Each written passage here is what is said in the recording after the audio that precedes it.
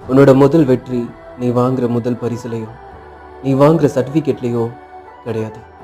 அது உன்னோட தன்னம்பிக்கையில் இருக்கு, அது உன்னோட தைரியத்தில் இருக்கு, அது உன்னோட விடாமுயற்சியில் இருக்கு. ஆமாம், எவ்வளோ நாள் தான் எல்லாரும் போட்ட பாதையிலேயே நம்ம போகிறது? நாம் ஒரு பாதையை உருவாக்கணும். அந்த பாதையில் பல லட்சம் பேர் வரணும்னு ஆசைப்படணும். அதுதான் உண்மையான வெற்றி. முதல்ல நீ உன்னை நம்பு. நீ உன்னை லவ் பண்ண, உன்னை நீ ஹைலைட் பண்ணிக்கோ. நீயே உன்னை நம்பலைன்னா மற்றவங்க எப்படி உன்னை நம்புவாங்க?